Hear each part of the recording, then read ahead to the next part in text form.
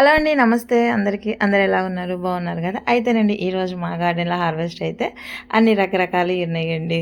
అయితే చూసేద్దామా? ఈరోజైతేనండి దొండైతే హార్వెస్ట్ చేస్తున్నా. చాలా సింపుల్‌గా అండి. ఏ పెస్ట్ లేకోకుండా వారానికి కేజీ తీసుకోవచ్చండి. అదే నేలలో ఉంటేనండి 3 రోజులకు ఒకసారి కూడా తీసుకోవచ్చు. మంది టబ్బులో కాబట్టి నాకు వారానికి 1 కేజీ వస్తాయన్నమాట.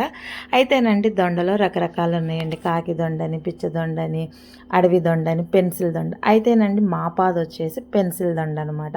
పెస్ట్ ఏముండదండి. వీటికి కొంచెం కిచెన్ వేస్ట్ కానీ లేదంటే వర్మీ కంపోస్టు ఇంకా ఎండాకుల కంపోస్ట్ ఏదైనా మనం ఇలా ఇచ్చుకుంటా వస్తే చాలన్నమాట.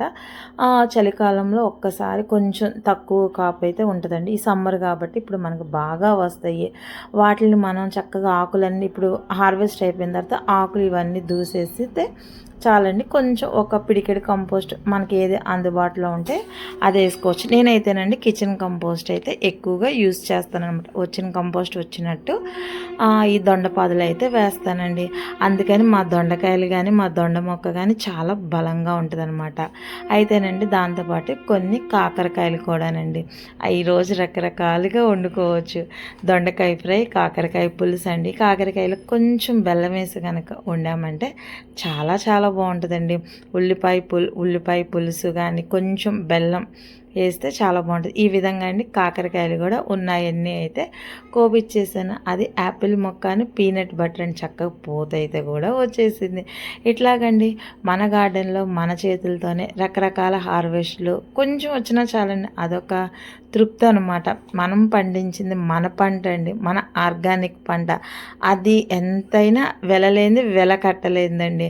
ఇట్లాగ 3 రోజులకు ఒకసారి అయితే మనం ఏదో ఒక హార్వెస్ట్. మరి హార్వెస్ట్లో పాటు కూర వండుకోవాలంటే కొంచెం కరివేపాకు ఉండాలి కదండి. ఒక 4 రెబ్బలు అయితే కరివేపాకు అయితే తీసుకున్నాను. అట్లాగే తాలింపులోకి పచ్చిమిర్చి కావాలి కదా, ఒక 4 పచ్చిమిరపకాయలు అయితే తీసుకున్నాను. ఇట్లాగా అలా మన గార్డెన్లో మన పక్కనే అన్నీ ఉంటాయండి. మరి వాటిల్లో టమాటా చారు కావాలి కాబట్టి ఒక 4 టమాటా కాయలు అయితే తీసుకున్నాను. చూస్తున్నారు కదా, మనం మార్కెట్కి వెళ్ళే పని లేకుండా అన్నీ మన గార్డెన్లో మన దగ్గరే మన పంట అండి. మన వంట మన పంట.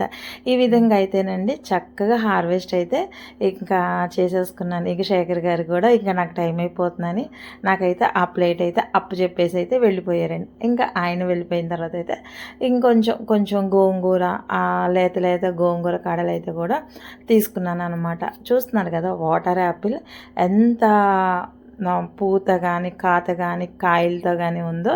ఇంకా అయితే ఇక హార్వెస్ట్ అయితే నేను ఇంక కోసుకొని అయితే తీసుకెళ్ళిపోతానండి. స్కూల్లో ప్రెగ్నెంట్ వాళ్ళు అడిగారనమాట, వాళ్ళకి ఇవ్వడానికండి. దీంట్లో అసలు ఎంత వాటర్ కంటెంట్ అంటే మనకు బయట దొరకవండి ఈ ఫ్రూట్స్. బయట సప్పగా ఉంటుంది, మనదైతే కొంచెం పుల్లగా వాటర్గా తీయగా ఉంటుందండి.